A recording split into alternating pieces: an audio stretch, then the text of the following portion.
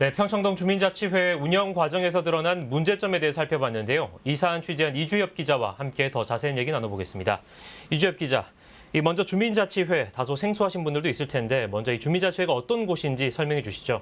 네, 주민자치회란 동별로 주민자치위원이라고 하는 주민 대표를 선출해 마을의 주요 현안을 의논하고 결정하는 역할을 합니다. 네.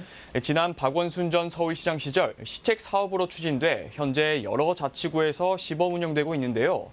종로구의 경우 지난 2018년 시범 운영에 관한 조례를 제정하고 2019년 중반부터 세개동, 그러니까 평창동과 해화동, 창신 3동에서 시범 운영하고 있습니다. 그렇군요. 그럼 좀 더 세부적인 내용으로 들어가 보겠습니다. 서울시가 광화문광장 인근 5개 동에만 1,600만 원씩 지원했습니다. 이를 두고 일부 주민들 사이에서는 광화문광장 재구조와 반대 여론을 잠재우기 위한 속셈이 아니냐 이런 의혹이 제기되고 있다고요. 네, 그렇습니다. 서울시는 작년 말부터 광화문광장 재구조화 작업을 진행하고 있는데요.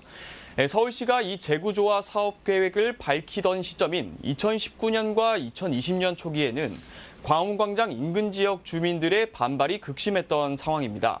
특히 평창동이나 구기동처럼 지하철이 없는 서부권 지역의 반발이 더 심했는데요. 평창동의 주민자치위원들은 광화문광장 재구조화 반대 TF팀을 구성해 시위에 나서는 등 반대에 앞장서 왔습니다. 그러던 찰나에 서울시가 이 5개 동에만 1,600만 원을 내려준 겁니다.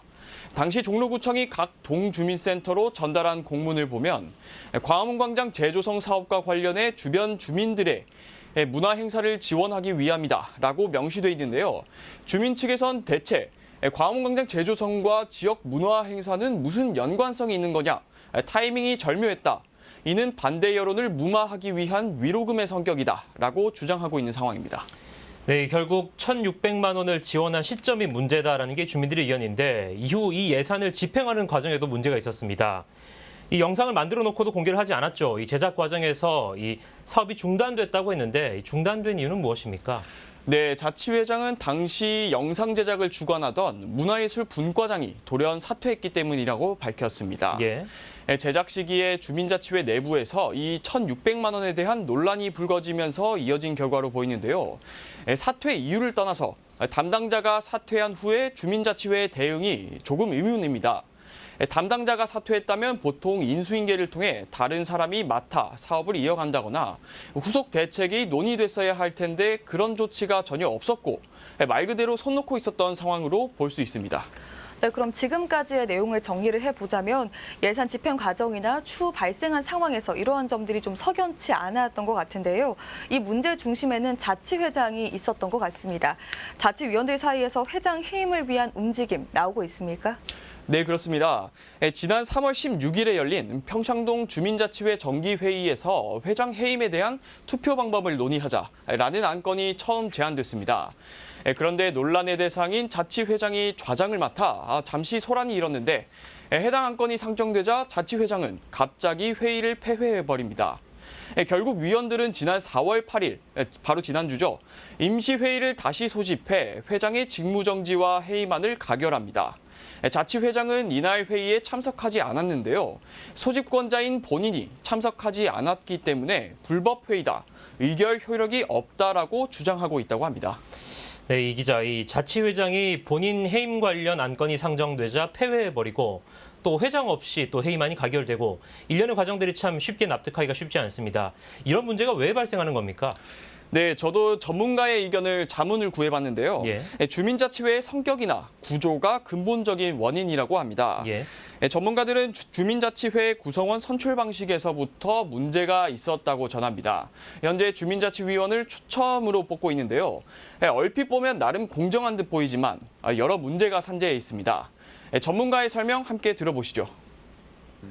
추첨을 해서 뽑는데 요게 이제 추첨이 무슨 문제가 있냐면 못 먹는 감 찔러도 보고 아니면 호기심으로도 일단 내봐요. 내가지고 되면 한참 하다 보면 없으면 나가버려요. 진짜 주민자치를 할 수 있는 동네에 명망 있는 어른들은 그렇게 추첨하는데 신청도 안 하고 추첨해서 한다면 안 하고 말죠. 결국은 주민자치를 자기한테 유리하게 이용하거나 뭐 거기서 명예를 취하거나 그걸 이제 권력 이제 정계 진출의 수단으로 삼거나 아니면 정당의 어떤 그 목적을 정치적 목적을 달성하기 위한 개인적인 임무를 이제 띄고 들어가거나 하는. 네, 덧붙여 설명드리면 추첨으로 주민자치위원을 뽑다 보니 전문성이나 대표성이 떨어진다는 문제입니다. 의사결정을 진행해야 하는데 관련 과정이나 용어 등은 일반인들에겐 상당히 생소하거든요. 아무것도 모르는 주민이 들어가서 원만한 업무를 진행하는 게 어렵다는 얘기입니다. 결국 운영에 대해 잘 아는 소수의 인원을 중심으로 돌아갈 수밖에 없고 악순환이 반복되는 겁니다. 이러한 전문성을 보완하기 위해 자치지원관이 동마다 배치되는데요. 이 역시도 상당한 문제점이 있습니다. 위원들에게 조언하려면 의사결정이나 행정에 대해 잘 아는 사람이어야 할 텐데 실제로는 그렇지 못한 인력들이 현장에 배치돼 있다는 지적입니다. 자치지원관은 계약직 공무원으로 보통 연간 5천만 원 정도의 인건비를 받는데요. 전문가에 따르면 차라리 이 비용을 각 동의 할당에 상황별 전문가를 초빙하는 게 더 나을 상황이라고 합니다. 뿐만 아니라 이런 자치회 파행에 대해 견제나 대응할 수 있는 제도적 장치가 아직 없는 것도 문제입니다. 네, 지방자치를 표방하지만 실제로는 그렇지 않은 상황인데요. 손댈 곳이 한두 군데가 아닌 것 같습니다. 어디서부터 어떻게 해결해야 할까요? 네, 먼저 아무래도 자치위원 선출 방식부터 손을 대기 시작해야겠죠. 각 지역마다 동네를 위해 헌신하는 분들이 있습니다. 이런 분들의 자발적인 참여를 이끌어내거나 아니면 주민들이 추천하는 방식을 통해 동네 주민들이 직접 또 뽑을 수 있는 이렇게 개선할 수 있는 방안을 자구책을 마련해야 할 것으로 보입니다.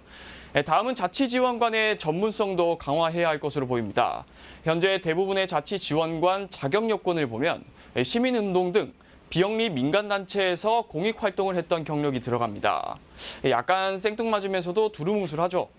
경력 사항을 보다 구체화하고 전문성을 강화할 필요가 있다고 봅니다.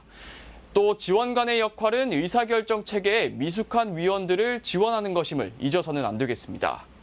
이 밖에도 주민자치회를 견제할 수 있는 법적 근거가 마련돼야겠죠. 현재 지자체 자체적으로 현재 자치회 자체적으로 감사하는 시스템이 있긴 합니다. 이번 1,600만 원 사용 논란에 대해 지난 2월 초 작성된 감사 보고서를 확인했는데요. 보고서 말미에 당시 연관된 자치회 위원이나 관계 공무원이 대부분 이직하거나 사퇴하거나 또 감사 자료 제출을 거부하는 등 세부 자료를 확인하기 어려웠다. 때문에 만족할 만한 감사 결과가 아니다라고 적혀 있습니다. 정리하자면 자체 감사가 제대로 작동하기 어려운 구조라는 거죠. 이 부분에 대한 고민도 필요해 보이고 종로구의 주민자치회 시범 운영 기간이 오는 6월에 끝납니다. 구는 앞으로 더 확대 시행하겠다는 입장이었습니다만 현재 드러난 문제점을 해결하는 노력 없이는 다시 한번 고민을 해봐야 할 것 같습니다. 네, 이주엽 기자 잘 들었습니다. 네. 지금까지 취재 기자와 함께 평창동 주민자치회에서 드러난 문제점들에 대해 짚어봤습니다.